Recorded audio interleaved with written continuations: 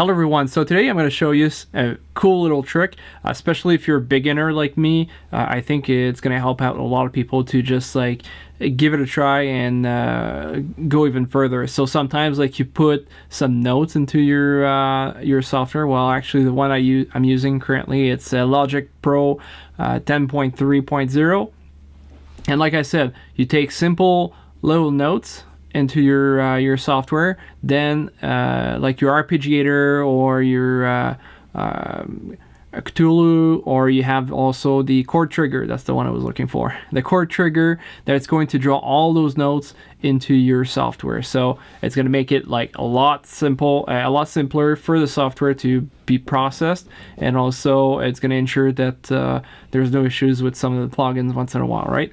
So like I told you, you got those little notes here, and that's exactly what we're going to change. I draw that very simple, just like by right clicking, putting notes, or you can use also the brush or the pencil, right?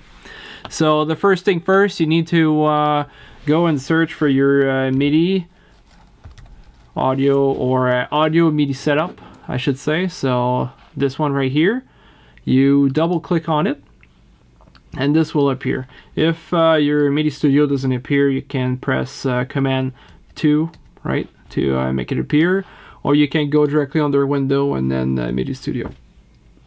So it's a good way to make it appear, right? Then after that, you look for IAC driver. Double click on it. You see there. Ensure that your device is online. If it's not, click on that checkbox here. Make sure it's turned on. And then you got your bus one, then hit apply. So I won't do that because it's already done.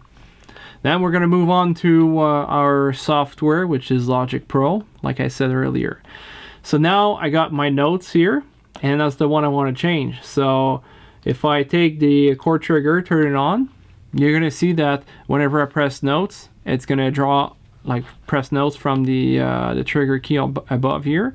It's going to draw notes at the bottom here, and that's exactly what's coming out of the software, or of the Midi effect that's here. So as you can see, that's exactly what it is. And if I press play, you're going to see that they're going to play as well.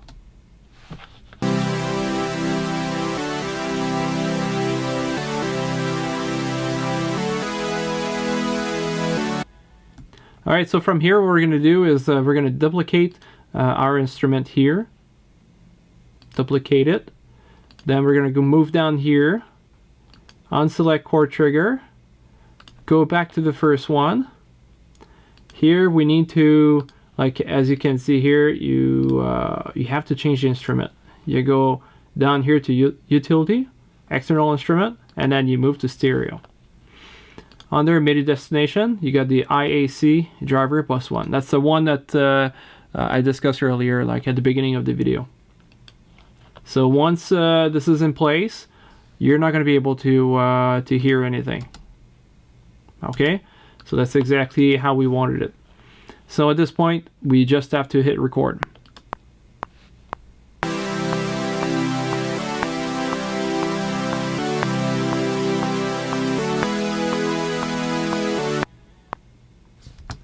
There we go. So as you can see, our notes are into the software. So really easy at this point to just like deactivate whatever MIDI note that we have.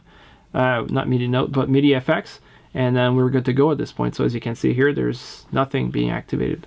All right, so let's bring it a little bit further. So at this point, or probably not use this one. At this point, we decide that we want to use the same chord here, but we decided that we want to use an arpeggiator. So deactivate chord trigger. There we go. So we're going to keep it as is. Okay, really simple. I don't want to do anything like crazy. So at this point, what we are going to do is duplicate it again. Then so that's what we have here. We're going to choose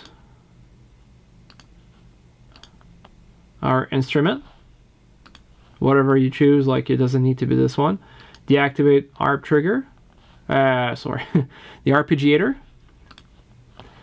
Then we double check here, the arpeggiator is on, the external here is good to go. Then we just have to ensure the R here is selected. Then we hit record.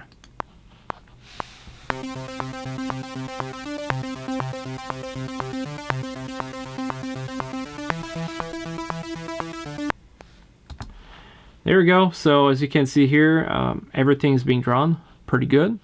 So let's take, for example, you want to go a little bit more complicated with different octave. You could do the same thing again.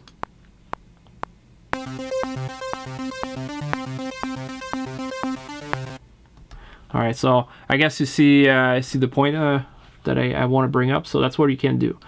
And then later on, if you want to, you could also, if you leave it as is, decide that the ARP doesn't work for you. You could take Cthulhu and just like take this for example, just for fun, and then let's play it out from here, Serum, there we go, or record it.